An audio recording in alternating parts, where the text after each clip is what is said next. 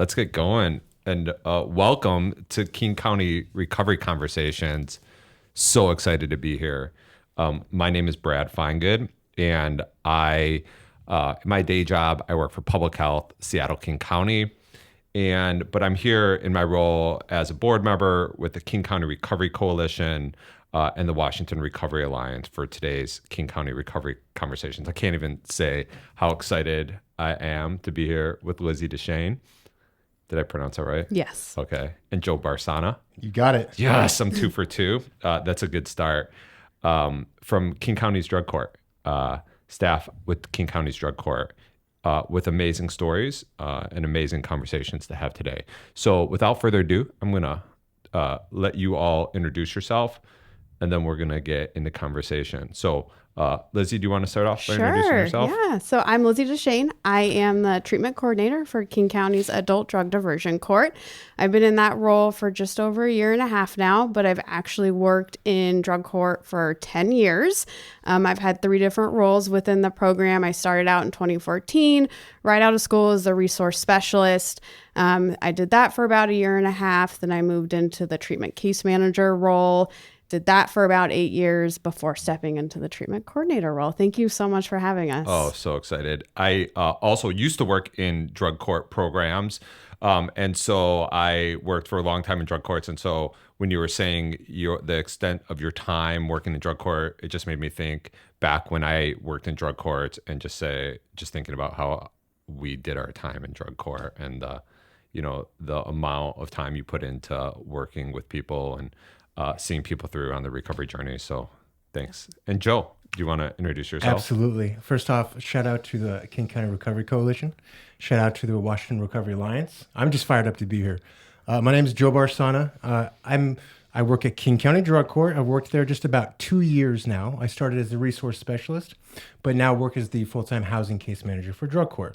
I'm also the president and founder of the Washington State Therapeutic Court Alumni Association. Nice. And just recently, I'm serving on the board of the Washington Association Drug Court and the Washington State Association of Drug Court Professionals. That's a lot of things to say. It's a lot. It's a lot of things to be involved in also. But most importantly, I'm a proud King County Drug Court graduate. I graduated one time in 2011, and then the second time in 2020. Snaps. Absolutely. And I'm a proud person in long-term recovery from opiate use disorder, methamphetamine use disorder, benzodiazepine use disorder, and cocaine use disorder. Man, what a journey.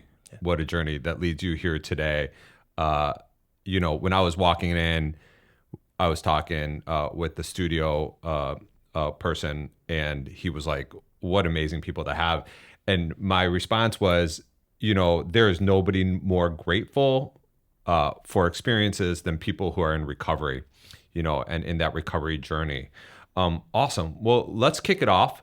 I have so many questions. We're going to be here for hours upon hours. So we have so much time to talk. I'm just joking. For those of you listening at home, that's not the case. But there's so much to get to learn about drug court, to learn about your stories, to learn about the stories of recovery. Lizzy, do you want to start off maybe by telling a little bit about what drug court is, maybe what makes King County Drug Court special and different, all of that type of stuff? Yeah, absolutely. So I just also first want to shout out May is Therapeutic Court Month. So that is very exciting. Adult drug courts in particular are really an alternative to incarceration that combine public health and public safety approaches to connect people involved in the justice system with evidence-based substance use disorder treatment. In King County in particular, I really see us as a collaboration between behavioral health and the justice system. We are really designed to support individuals with severe substance use disorders who also often have co-occurring mental health disorders, who are experiencing homelessness, unemployment, and also find themselves in the justice system. Most of our participants, it's not their first time in the system. I think our average participant comes in with at least 2 prior felony convictions. In King County, we are one of the oldest drug courts in the country. We are celebrating our 30th anniversary this year. There'll be a celebration, I think, in September, which we're excited about. We were the first therapeutic court in Washington State and the 12th adult drug court in the country, which is awesome. So we started in 1994. One of the things that's, I think, really special about our program is we are a pre-adjudication felony drug court. So we only take King County Felony Superior Court cases, and participants do not have to plead guilty in order to participate in our program. So whatever felony charge or charges that they have in drug court, they stay pending. And the big incentive behind participating in drug court beyond sort of, access to services and resources is that upon graduation, the charge or charges end up in a dismissal. Which not all drug courts are pre-adjudication. Awesome. And I want to get back to some of the key components of drug court for those people who are listening and not on video. Lizzy's wearing an amazing shirt. I want to talk about that in a second too. But Joe, I want to get back to you for a second because you have such a unique experience as going through drug court multiple times, as you said, and now working in drug court. Maybe you can tell us a little bit about what it was like for you as a drug court participant, that trajectory, why drug court was so important, and the ability to maybe even have more than one chance and to be able to come back, if you don't mind sharing a little bit of your story. Absolutely. I want to share my testimony about that. I mean, that's a really, really, really good question. When it comes to why I think drug courts were really successful for me, there's multiple different reasons that I think I was successful. But if I had to point to two main things, I think I would point to number one, drug court really allowed me to kind of explore all the different pathways towards recovery, right? Because we know not all, one size does not fit all, specifically with treatment. That's really important to know, right? So, throughout my years on the streets of, I was on the streets of Pack Highway, on the Blade, and through Aurora. Throughout those years, this last time, my substance use disorder was pretty severe. Right, it was pretty severe. I was coming in here. I was not on a winning streak, that's for sure, right? And I was kind of service resistant and all those things, So, and during that same time, right, I'm just cycled in and out of incarceration. That's just the cycle. There's a vicious cycle of being booked and released, booked and released, or booked and put on supervision, and I would not complete that supervision, right? And I would be booked, right? And I would lose it. So, I would always be released with no resources, no warm handoff, right? And I would end up in the same exact environment that I was in before, right back to Pack Highway. The difference is, well, what's the difference? Drug court, when they came into my life, right, it's a big difference, right? The second I was able to kind of get those resources that drug court offered, right, the intervention is so high, that's why I was successful, right? The second you're in drug court, I had the option to, housing. Is it outpatient treatment? Maybe it's inpatient treatment. Maybe it's long-term inpatient treatment. Is it medicaid-assisted treatment, which is a big deal, right? Is it mental health services, right? So that's a big point of why I think I was successful, right? And kind of as a participant is that I had to attempt many different ways for recovery. I messed up many times early on in my drug court journey, right? And drug court was really patient with me. They worked with me, right? They didn't throw me in jail because I relapsed. They didn't throw me in jail because this type of treatment I wasn't successful at, right? They worked with me to kind of find a solution, really, and that's how it has. So, what I will say is I filtered through in and out of this system for quite a bit of time, right? Just on the streets, back in custody, on the streets, and me being in drug court twice, like I mentioned before, is that the terrible thing about completing drug court the first time is that when you get loaded the second time, that most likely the thing that's going to help you be successful is going back to drug court, right? And, so thankfully. Because that there's an intervention out there that's really worked for you that you had to go back to about those relationships, about those connections, and about those supports that were available to you. Absolutely. That was the biggest factor, right? Is that I knew that the support systems that I gave, it's a really big deal. All those different things are really important. I would definitely, the second thing I would point to too, I think that drug court really offers, that's really amazing about drug court, is this accountability model. I call it the empowerment model, right? I really call it an empowerment model. And what I mean by that is I had a group of people like Tom Essex, and I had a judge, right, who kind of really allowed me to explore my full potential, right? They held me accountable. They said, Joe, you can be better than what you're doing. Yeah. you can do better, Yeah. right? And they held me accountable, and through that model, I started to develop recovery systems, right? Recovery support systems, all those different things. And they often say the opposite of addiction is connection. Yeah. Drug court got me, and they Yeah. connected me with those people, Yeah. right? They really connected me with the folks that allow me to be successful and kind of explore myself. Yeah. So, you know, the journey's, it's interesting. You know, it's a lot of work. Yeah. But, you know, I've never felt better in my life than I do today. Yeah. So I'm just grateful for drug court. Awesome. Well, I'm grateful for drug court that you're here with us today too. And, you know, mentioning Tom Essex, who was one of, I think was your predecessor, Yes. right, Lizzy? Yep. You know, the thing about Tom Essex that I have issue with is he's a Steelers fan. That's right. And, but the Steelers I'll take as my second favorite team. So if Tom's out there listening, there is hope That's for terrible. you. Go Hawks. Yeah. There's love in the room.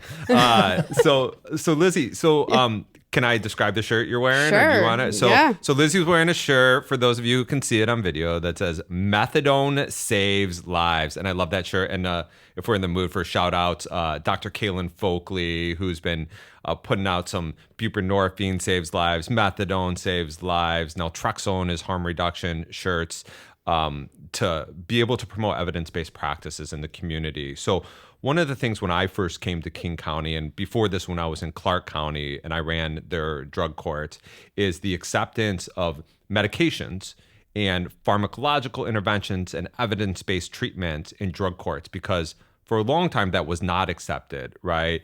And the guiding saint of all drug courts in Washington State, Mary Taylor, was one of the first people to ever introduce me to this concept within the drug court model. So can you talk a little bit, and King County was one of the first in the country to allow people on medications and evidence-based treatments to be part of their recovery journey.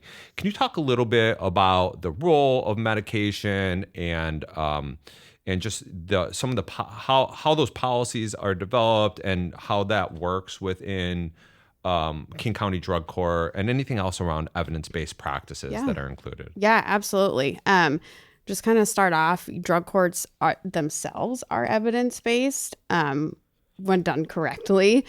I think, you know, the Washington State Institute for Public Policy recognizes drug courts as an evidence-based program.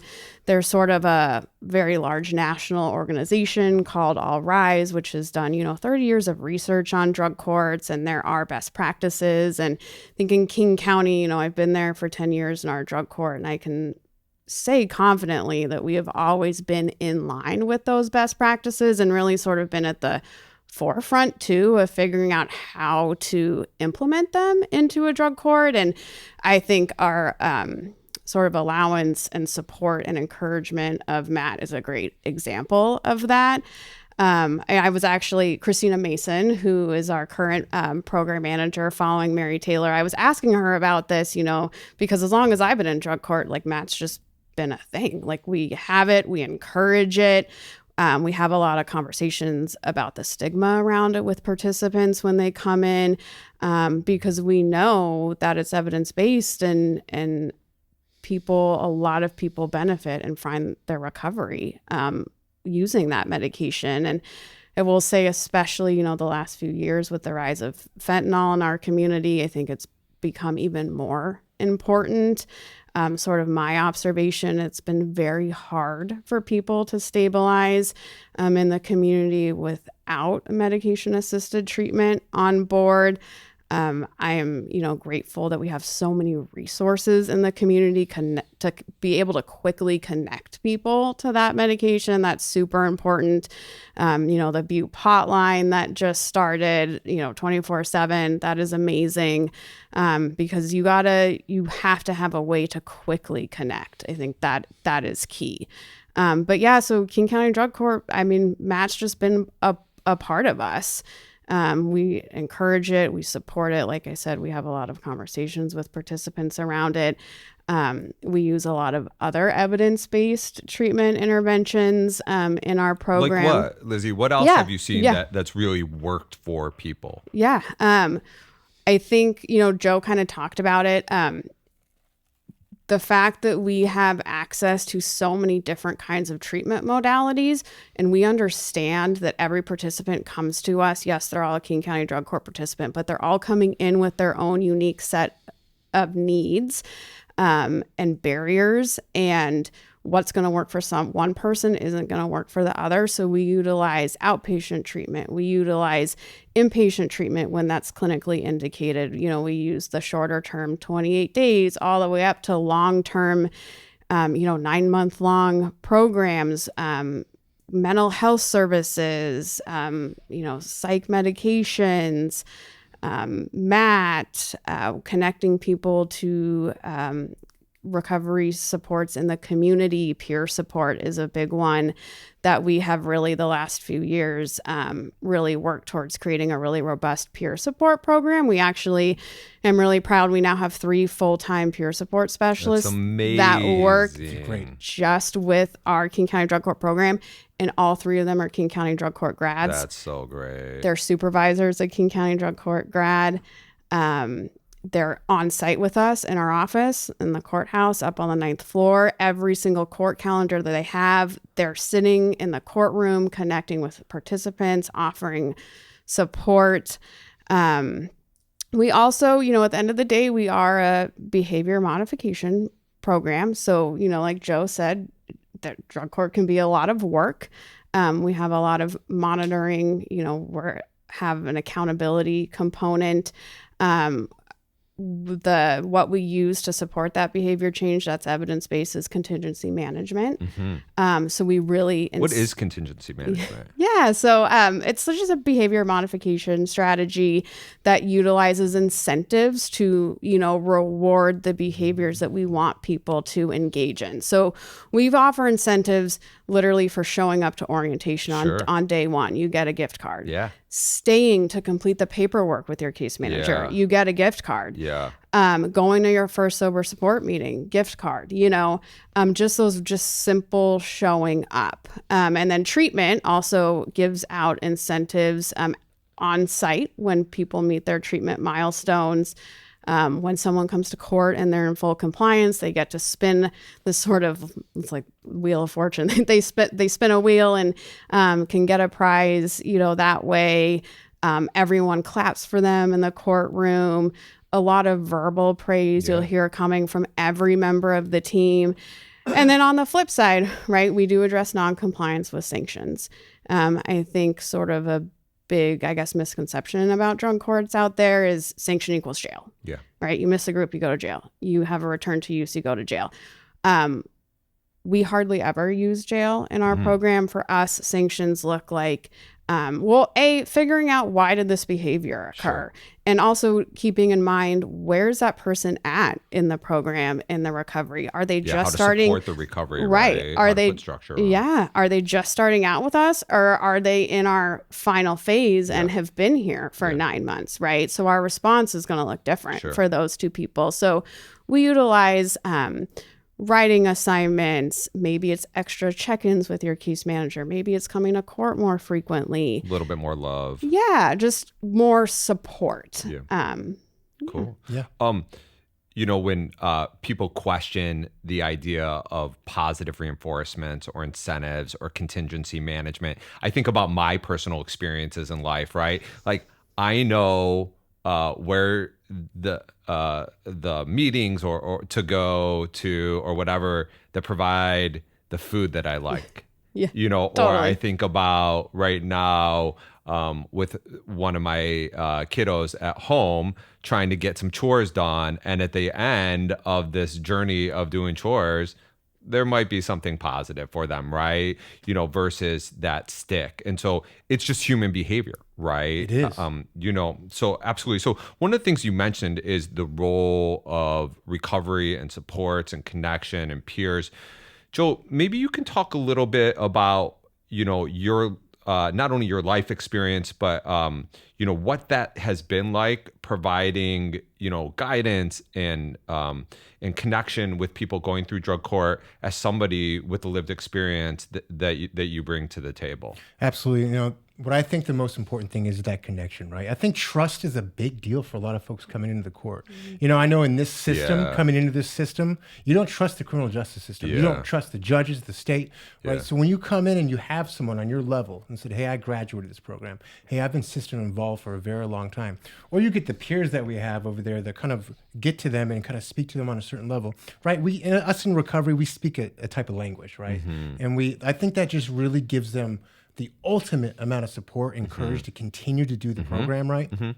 At the same thing, right? When we hold people accountable, I call it empowerment, right? Because, they know that, hey, I was in your shoes before. Yeah. I've done this before. I've messed up before. Yeah. But you can be anything you want to do. Your potential is endless, Yeah.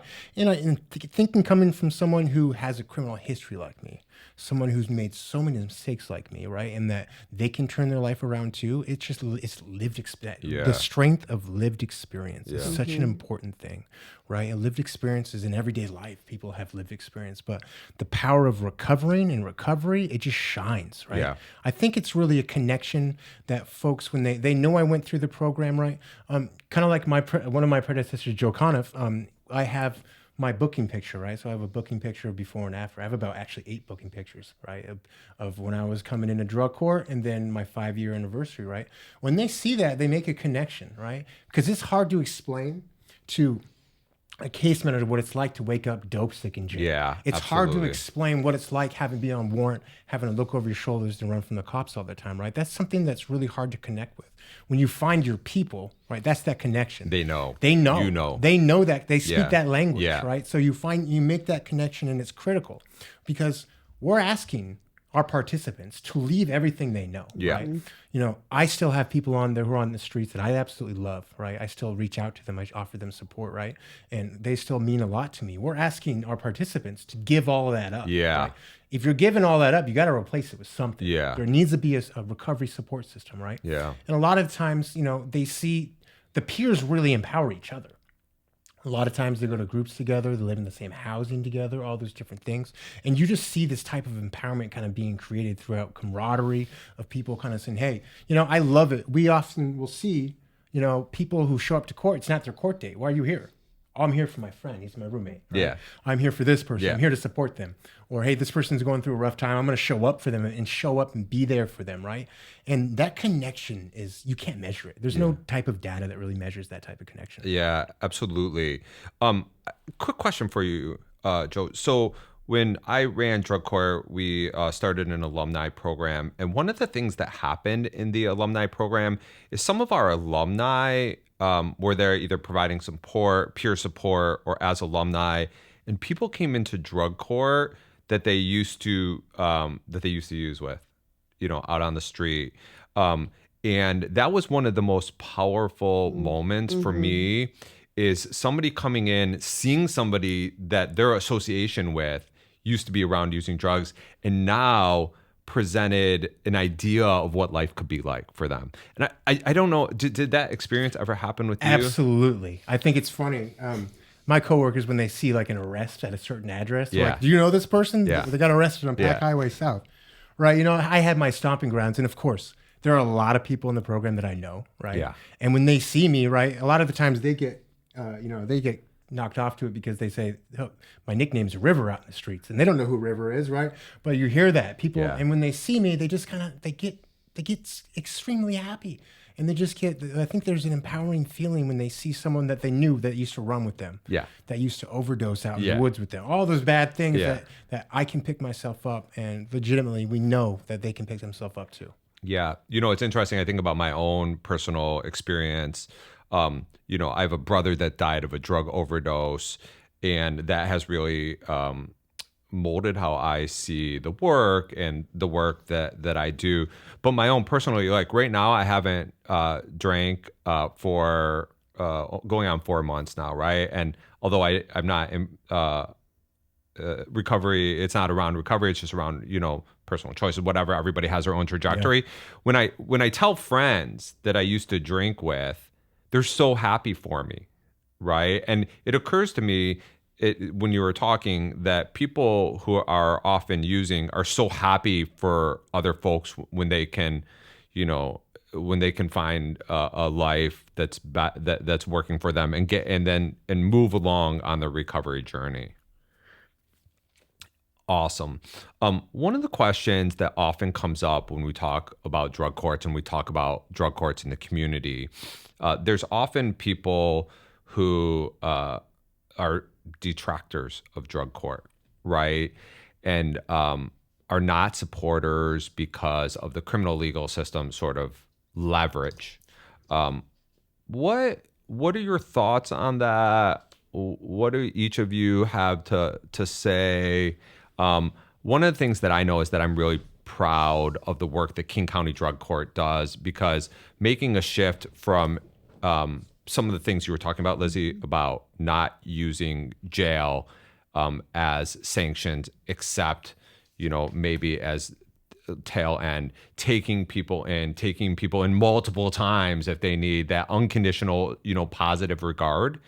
And really not, you were talking earlier, Lizzy, about sort of not cherry picking clients, not taking easy people who you think are going to succeed. So, I mean, those are some of the reasons that I'm really proud of the work that's been done here in the county and provided that journey for folks. But maybe you all can talk a little bit about when there are people who question the efficacy of drug court or detract around drug court. Yeah, absolutely.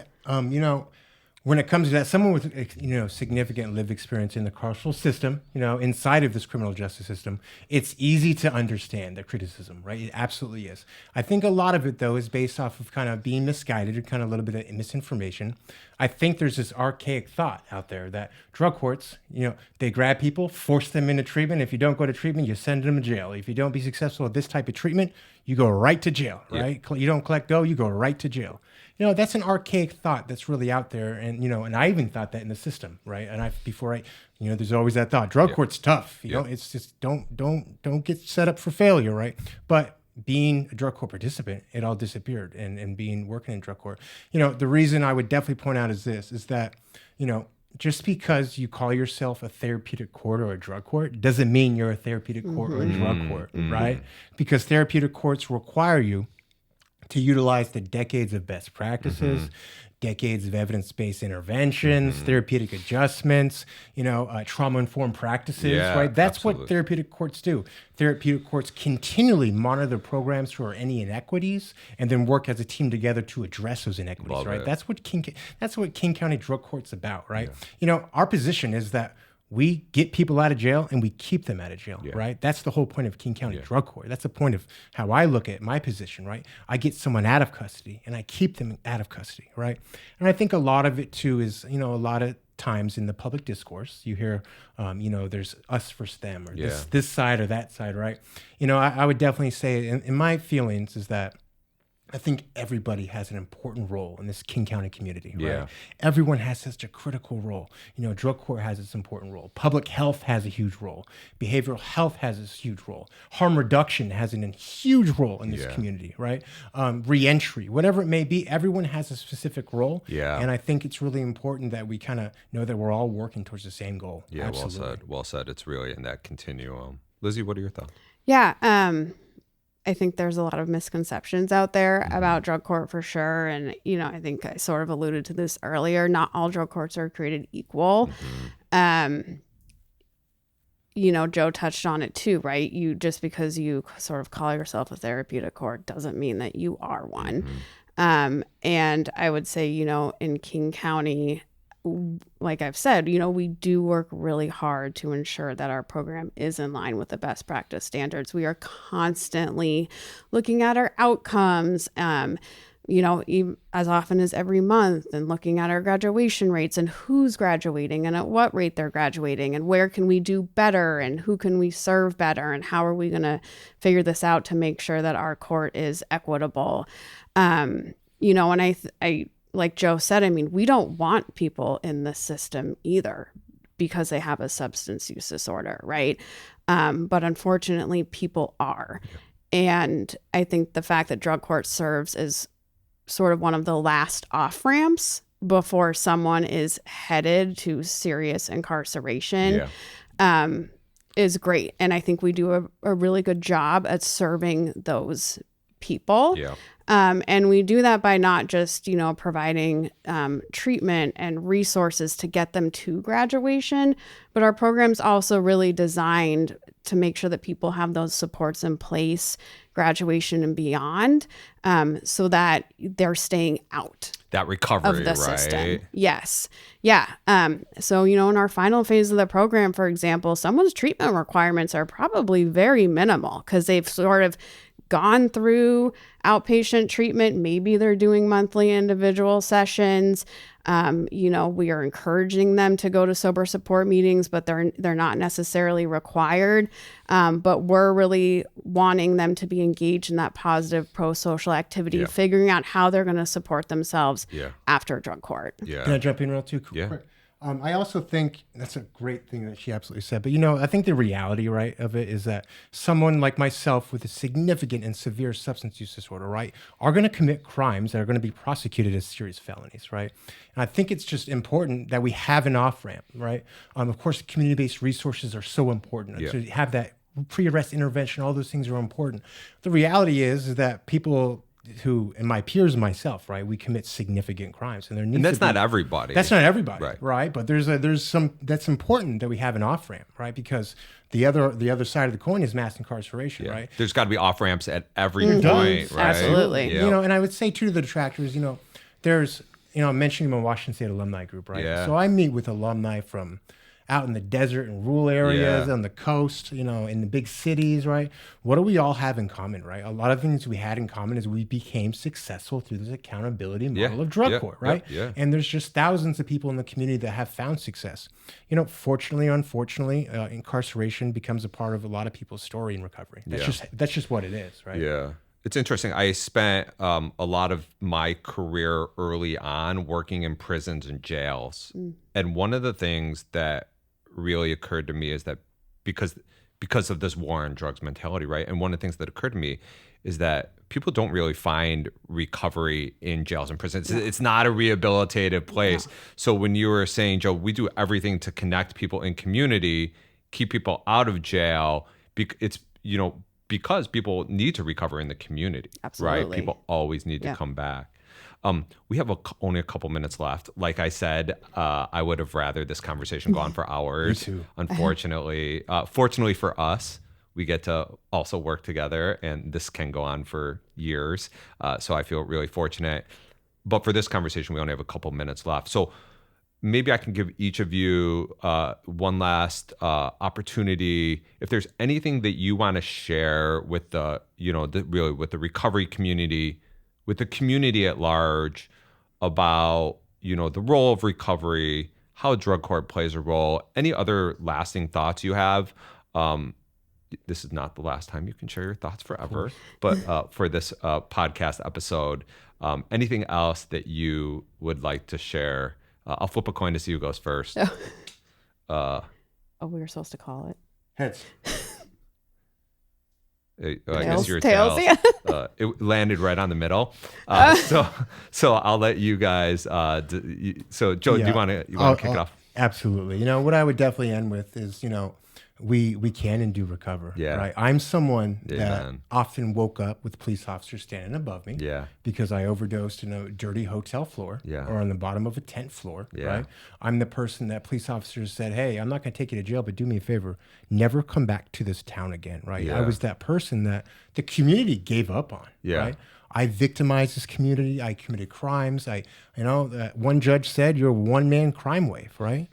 And that type of disunity and disconnection, right, it's hard to come back from. But if you give these really thoughtful and careful and loving interventions to people, we do and can recover, right? Dude. And that there's just so much amazing lived experience out there, and so much, the human spirit endures through a lot of folks in recovery, because we've seen the darkness and we drug ourselves back to the light. So I think that's important. So good. Yeah. Thank you. Lizzy? Yeah, I just sort of want to reiterate, there's no one solution that's going to address substance use disorder in our community. And I feel really fortunate to be in an area where there's a lot of resources and programs out there to help people recover. And I think we're all part of the solution. Yeah.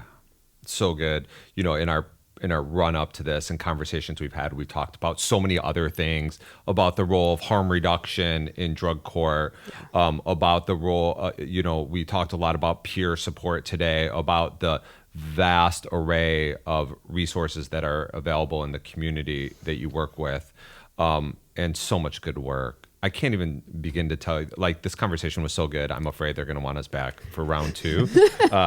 But if that's the problem, those are good problems to have.